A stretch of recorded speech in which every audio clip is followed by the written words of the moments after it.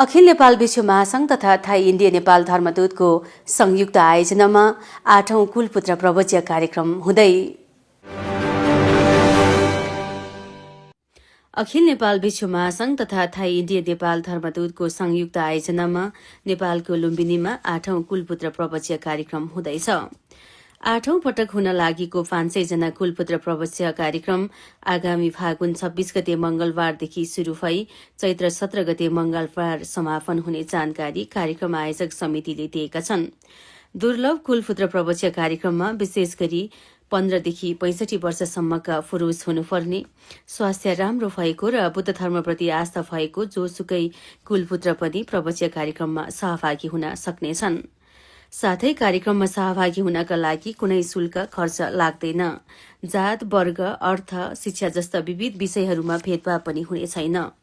आफ्नो स्वइच्छाले धर्ममा विश्वास जगाई केही समयका लागि भए पनि सांसारिक जीवनबाट विश्रामले मनको आनन्द, मानसिक सुख, शान्ति, पवित्रता साथै आफैलाई शान्तिको रसमा डुबुल्की मार्नको लागि जोसुकै कुलपुत्रहरू पनि सहभागी हुन सक्नेछन्। प्रवचित कार्यक्रममा सहभागी हुनको लागि फागुन 26 गते अक्षयश्वरमा नाम दर्ता, फागुन 27 गते कपाल खौरने, फागुन 28 गते नागवालमा क्षमायाचना र पात्रदान कार्यक्रम हुने जानकारी कार्यक्रम आयोजक समितिले दिएका छन्। त्यस्तै चैत्र 2 गते विभिन्न ठाउँबाट सहभागी भएका कुलपुत्रहरूलाई प्रवचन अर्थात दीक्षा दिने कार्यक्रम रहेको छ। चैत्र 14 गते धम्मयात्रा कार्यक्रम बुटोल, देवदह र लुम्बिनी गेटमा हुनेछ भने चैत्र 16 र 17 गते भिक्षाटन कार्यक्रम हुनेछ। बुद्ध शासन प्राप्त गर्नु दुर्लभ, मनुष्य जन्म हुनु दुर्लभ, श्रद्धा आस्था हुनु दुर्लभ, प्रवचित हुनु दुर्लभ र धर्मदेशना श्रवण गर्नु दुर्लभ भनी बुद्धले 5 प्रकारको दुर्लभहरूबारे बताउनु भएको छ। जुन 5 प्रकारका दुर्लभ अर्थात प्राप्त गर्न धेरै गाह्रो हुने संसारका नै दुर्लभ धर्महरू, अमूल्य रत्नहरू यो प्रवचित कार्यक्रममा सहभागी भई दीक्षा लिँदा क्षणिक समयको लागि भए पनि ग्रहण गर्न सकिने हुन्छ। त्यसैले तपाईहरू आफ्नो व्यस्त र तनावपूर्ण जीवनबाट छुटकारा लिनु भई केही समय तनाव र बन्धनबाट मुक्त भई शील, समाधि र प्रज्ञायुक्त शुद्धताको रसपान गर्नको लागि प्रवचित कार्यक्रममा सहभागी हुन सक्नुहुनेछ। साथै उक्त प्रवचित कार्यक्रममा नगद तथा जिन्सी र तपाईँ जो कोही पनि इच्छुक महानुभावहरूले स्वयंसेवकको रूपमा रही कार्यक्रम अवधिभर योगदान दिन सक्नुहुनेछ।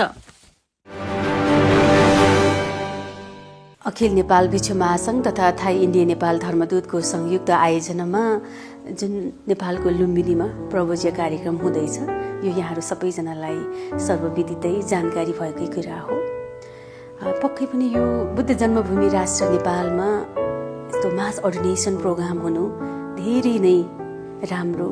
हामी सम्पूर्ण नेपालीवासीहरूको लागि, सम्पूर्ण बौद्ध जातिहरूको, बौद्धहरूको लागि नै एकदमै खुसीको, गर्वको कुरा हो। यस्तो कार्यक्रमहरू वार्षिक रूपमा यसरी भइराख्दा भनेको पक्कै पनि समाज सुधारको लागि, समाज रूपान्तरणको लागि, साथसाथै बुद्ध शिक्षालाई आफ्नो जीवन पद्धतिमा रूपान्तरण गर्नको लागि एकदमै सशक्त माध्यमको रूपमा हुन आउँछ। त्यसैले गुरुवर श्रद्धेय थावरो भन्ते उहाँ धम्मकायबाट आउनुभएको हुनुहुन्छ। उहाँको नै नेतृत्व संयोजकत्वमा अखिल नेपाल विश्व महासंघ, थाई इन्डिया नेपाल जुन संयुक्त आयोजनामा यो पुण्यमय कार्यहरू भइराखेको छ र यो वर्ष पनि 8औं पटकको प्रवचन कार्यक्रम हुँदैछ।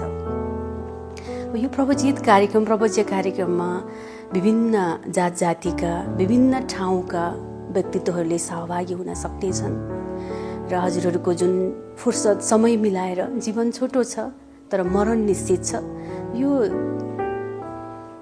आखिर हामी मरेरै जानुपर्ने जुन यस्तो लाइफ छ नि, त्यसैले यो भित्र मर्नुभन्दा अगाडि नै यस्तो रसपान, पुण्यको रसपान, आफ्नो जीवनलाई बुझ्ने जुन यस्तो मौकाहरू यहाँहरूले नगुमाउनुहोस्। साँच्चीकै बुद्ध शिक्षा के रहेछ, जीवन पद्धति, आर्ट अफ लिभिङ के रहेछ त होइन? तनाव, व्यस्ततायुक्त बाह्य जीवन हुन्छ।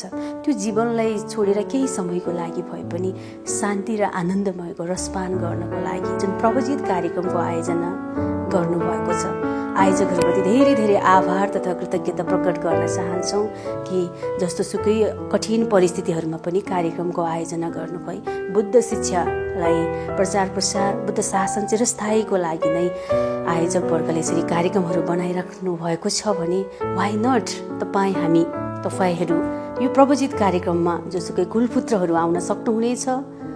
साथसाथै यदि तपाईँ सहभागी हुन सक्नु भएन भने पनि यहाँहरूले धनद्वारा होइन श्रमद्वारा सहयोग गर्न सक्नुहुनेछ। अथवा आफूसँग जे छ होइन जुनसुकै पनि हामीले सहयोग गरेर यो प्रोग्रामलाई सफल बनाउन सकिने हुन्छ।